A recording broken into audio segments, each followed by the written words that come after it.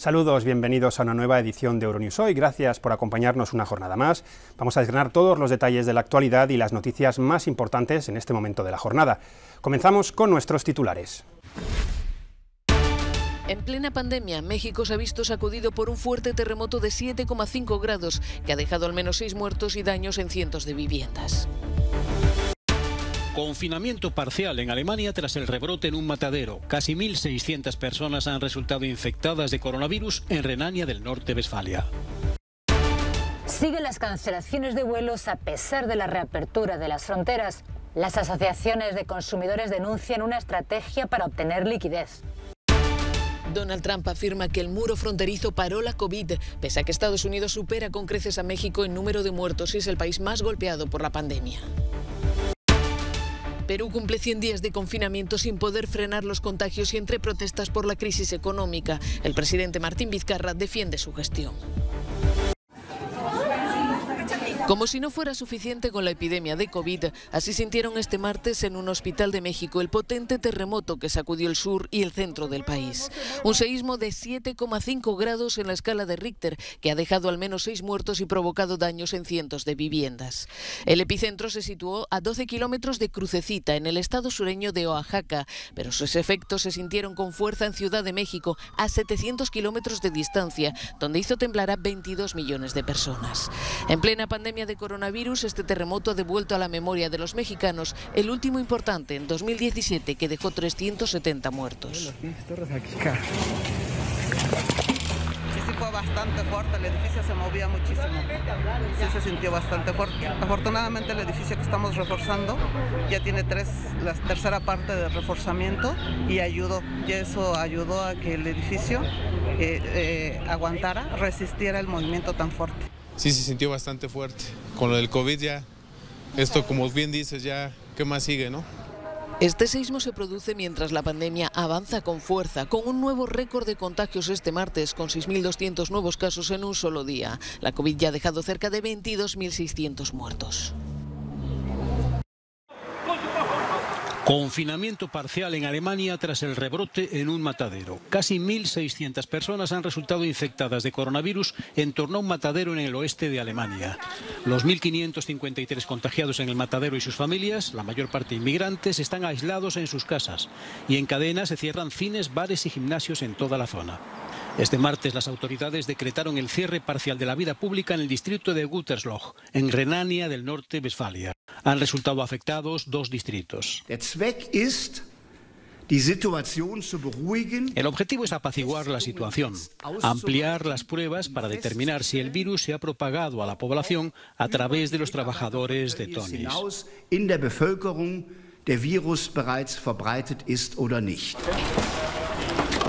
El confinamiento es estricto y obligatorio. En un complejo de apartamentos en la localidad de Berl, la policía ayudó a entregar comida a los residentes que ya no pueden salir de casa. Como reflejo, ha habido intentos de responsabilizar a los propios contagiados. Ese juego de culpar a los trabajadores es algo muy malo. Aquí no hay culpables, solo hay víctimas. Tenemos que dejar eso muy claro. Es un virus del que no puedes protegerte. Los funcionarios de salud del gobierno siguen siendo optimistas. El objetivo es que Alemania pueda evitar una segunda ola de infecciones. Afrontan este rebrote como una prueba importante de su capacidad para probar, rastrear y contener brotes locales.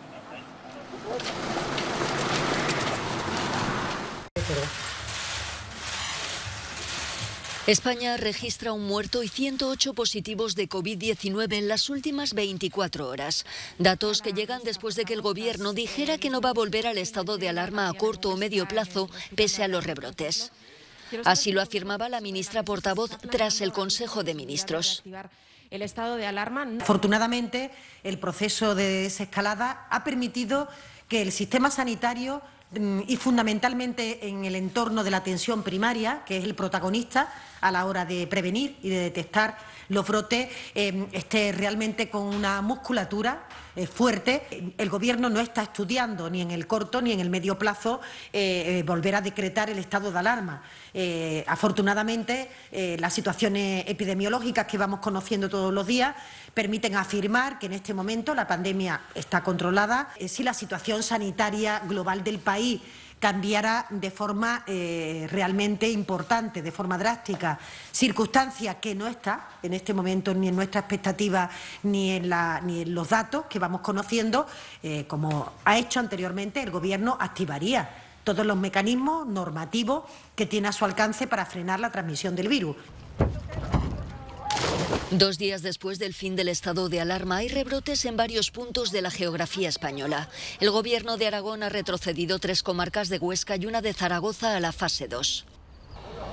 Mientras continúa la polémica por el drama de las residencias de ancianos, en algunas regiones abandonadas a su suerte durante el apogeo de la pandemia. El Ejecutivo Central y algunos gobiernos autonómicos se lanzan acusaciones cruzadas. Los datos oficiales de las regiones hablan de casi 17.000 fallecidos. 35,5. Boris Johnson anuncia la reapertura de pubs, restaurantes, hoteles, cines y museos en Inglaterra a partir del 4 de julio y reduce el distanciamiento social de 2 a 1 metro en la desescalada. Mr. Speaker, we will also reopen restaurants and pubs. Reabriremos pubs y restaurantes en los que se limitarán a servir mesas. La tan esperada pinta de cerveza llega al mismo tiempo que un muy necesario corte de pelo, por lo menos para mí, bromeó Johnson. Así que, señor presidente, reabriremos las peluquerías con las precauciones necesarias, incluido el uso de viseras. Las administraciones de Escocia, Gales e Irlanda del Norte son responsables de sus propias restricciones en la desescalada. Boris Johnson no cree que exista el riesgo de un segundo pico de la epidemia que llegue a colapsar los hospitales. Con cerca de 43.000 fallecidos por coronavirus, el Reino Unido es el país de Europa más afectado por la pandemia. La calma tras la tormenta o la calma antes de la siguiente. En el Hospital General de Dijon nadie se olvida de lo rápido que pasó todo. El 27 de febrero ingresó el primer paciente de COVID-19. Desde entonces, 2.400 más han sido tratados allí. En el pico de la crisis, el 30% de la capacidad del hospital estaba dedicada a ellos. Ahora solamente hay 3 pacientes hospitalizados. El centro vuelve poco a poco a la normalidad, pero se prepara en caso de una segunda ola repentina. Según el Consejo Científico de Francia, podría ocurrir en otoño. Tenemos camas que están disponibles para los pacientes de COVID-19. No están ocupadas, pero podrían estarlo mañana si es necesario. No creemos que la pandemia haya quedado atrás. No obstante, la diferencia con la primera ola es que esta vez estamos mucho mejor preparados para hacer pruebas a gran escala. Podemos hacer unas 2.500 al día. Menos pacientes de COVID-19 no significa menos trabajo. Mientras que otras emergencias quedaron aseguradas por canales específicos, muchos pacientes pospusieron las operaciones menos urgentes durante esta crisis. En el caso de un nuevo brote, este cirujano sabe que se puede confiar en las nuevas técnicas. Se ha trabajado mucho en las consultas a distancia durante la primera ola para mantenerse en contacto con pacientes que debían cancelar sus operaciones. Y está claro que tan pronto como podamos reprogramarlas, daremos prioridad a los que lo necesiten más. Y sabremos quiénes son porque hemos podido revisarlos durante este periodo tan difícil. Un periodo difícil para los profesionales de la salud. Temen no ser capaces de aguantar una segunda ola, aunque confíen los unos en los otros. Lo que nos ha ayudado a adaptarnos es el apoyo de los que trabajan normalmente en urgencias y que vinieron a ayudarnos en las unidades. Tuvimos la ayuda de enfermeras externas y siempre es interesante trabajar con gente con la que no estás acostumbrado y hacerlo juntos. Los hospitales franceses están en una encrucijada. Por un lado hay 4 veces menos ingresados que en abril y por otro hay bajo vigilancia 80 posibles brotes en todo el país. Un posible resurgimiento de la pandemia que requiere estar vigilantes.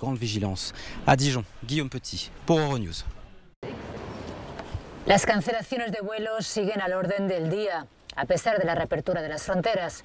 Algunas compañías aéreas están vendiendo billetes de avión para destinos europeos que cancelan al cabo de pocos días.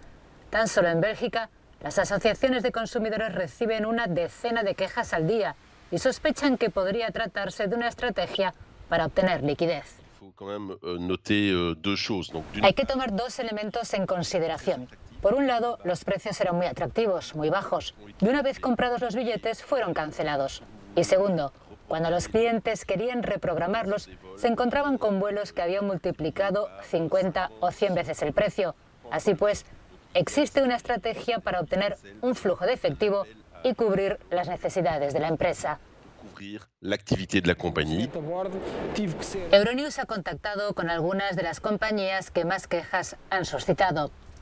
TUI confirma que algunos vuelos han sido anulados y otros reagrupados en destinos próximos para evitar que los aviones viajaran prácticamente vacíos, pero niegan que oculte una estrategia comercial.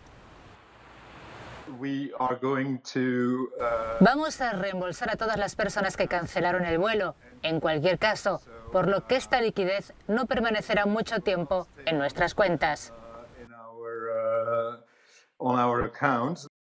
Desde Brussels Airlines nos han enviado un comunicado en el que reconocen que la falta de demanda ha obligado a anular algunos vuelos, pero insisten en que el viaje puede ser reprogramado para otra fecha al mismo precio.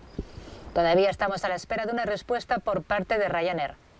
La Comisión Europea también ha empezado a recibir quejas sobre este nuevo problema post-confinamiento e insiste en que la legislación comunitaria debe ser respetada. El consumidor tiene derecho a elegir entre solicitar el reembolso o aceptar un cupón. Ahora estamos preparando algunos procedimientos de infracción y, si fuera necesario, iremos a los tribunales para sancionar a los Estados miembros que están acordando algunas excepciones a la legislación europea. El problema es que los clientes no siempre quieren aceptar un cupón y los reembolsos tardan una eternidad en llegar. Donald Trump asegura que el muro ha frenado la entrada de la pandemia de COVID-19 desde México a Estados Unidos. El mandatario ha hecho esta sorprendente declaración en la localidad de Yuma, en Arizona, donde firmó una placa para conmemorar la construcción de 200 millas, 322 kilómetros de vallado por su gobierno. Lo más chocante es que Trump atribuye al muro la capacidad de frenar el coronavirus, cuando Estados Unidos supera con creces a México en número de muertes y los estados fronterizos de Arizona, Texas y California están experimentando un fuerte repunte en el número de contagios. Hemos evitado una catástrofe de coronavirus en la frontera sur, al evitar el tráfico de personas y devolver rápidamente a los que cruzan, afirmó. Arizona, desde donde habló Trump, ha registrado en las últimas 2 semanas la cifra más alta de casos de COVID de todo Estados Unidos y su sistema sanitario está al límite. Este martes el estado registró un récord con casi 3.500 positivos y 42 fallecidos en 24 horas. A raíz de la pandemia, Trump ha cerrado la frontera con México para todos los viajes no esenciales y ha extendido indefinidamente la práctica de expulsar a los inmigrantes que entran irregularmente en el país. Perú ha cumplido 100 días de dura cuarentena, lo que no ha evitado que se convierta en el 6º país del mundo con más casos confirmados de coronavirus. Entre tanto, su economía se hunde y el enfado crece entre la población. Este martes, una manifestación en Lima contra los despidos masivos y la crisis fue dispersada por la policía con gases lacrimógenos. Una treintena de personas fueron detenidas. El impacto económico de más de 3 meses de parálisis es terrible, con millones de desempleados y una economía que este año retrocederá un 12%, la peor caída en un siglo. Esto demuestra que hay un gobierno que restringe las manifestaciones y el reclamo de los trabajadores frente a los despidos masivos que venimos sufriendo, y el gobierno ya 100 días que la práctica nos ha encarcelado sin ninguna ayuda económica. La pregunta que se repite es cómo, a pesar de ser uno de los países que ha tomado medidas más tempranas y más drásticas, la pandemia sigue avanzando. Perú ya ha registrado 257.000 casos y más de 8.200 fallecidos. Las autoridades sanitarias replican que la cuarentena ha evitado 100.000 muertes.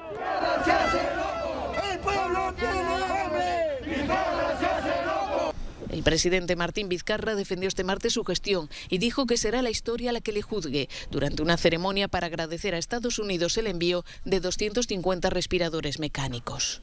Hoy, 100 días después, tenemos que ratificar que todas las acciones que hemos tomado las hemos hecho pensando en lo más importante del país, las personas. En Perú los contagios tienden a reducirse, pero siguen por encima de los 3.000 diarios. Latinoamérica ha superado la barrera simbólica de los 100.000 muertos por COVID, más de la mitad en Brasil. Chile se enfrenta al desagradable dilema que le ponen encima de la mesa los expertos. Sin medidas de confinamiento más estrictas, el país podría alcanzar los 70.000 muertos por COVID-19. Por el momento ya ha superado el número de casos detectados a Italia y la pandemia no remite. El gobierno ha anunciado cuarentenas totales en varias ciudades, entre ellas en el área metropolitana del Gran Santiago. El problema es que cerrar el país podría golpear todavía más a una economía que ya prevé una caída del 6,5% del PIB, incluso con los paquetes de estímulo del gobierno. Para los que viven de la economía informal, una cuarentena estricta significa perder instantáneamente su modo de vida. En Chile, cerca del 29% del empleo es informal. Yo tengo 2 hijos menores, están sin trabajo. ¿Qué tengo que hacer yo? Tengo que apechiguar yo. Yo ya voy a tener 80 años y tengo que afrontar esta cosa yo. El país ha comenzado a fletar los primeros vuelos de repatriación para migrantes. 180 colombianos que vuelven a su país en un avión que traerá de vuelta a 60 chilenos atrapados en Colombia. Algunos de ellos tienen sentimientos encontrados, contentos por volver a casa, pero contrariados por tener que dejar su modo de vida. Yo creo que la alegría es inmensa. Muchos sentimos tristeza porque pues lastimosamente salimos fue porque una pandemia nos sacó, muchos estábamos muy bien económicamente. Algunos no han tenido tanta suerte. Una veintena de colombianos se han tenido que quedar en tierra al quedarse el vuelo sin plazas libres.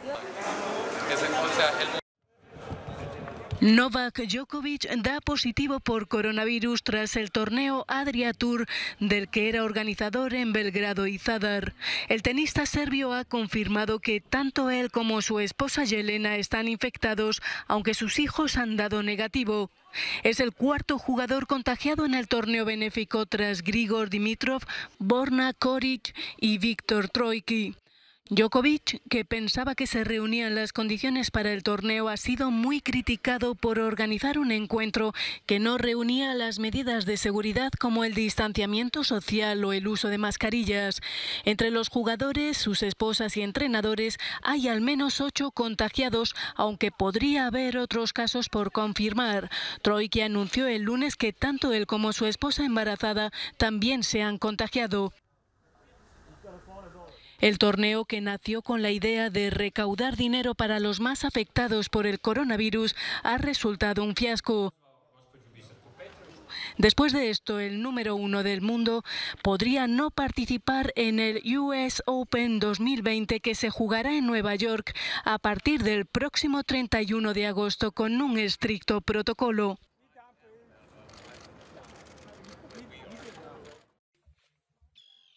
Bienvenidos a Verkhoyansk, el polo del frío donde estos días se mueren de calor. Esta ciudad siberiana en el círculo polar ártico es una de las más frías del planeta, pero el cambio climático también ha llegado aquí. Acaba de registrar una temperatura récord de 38 grados.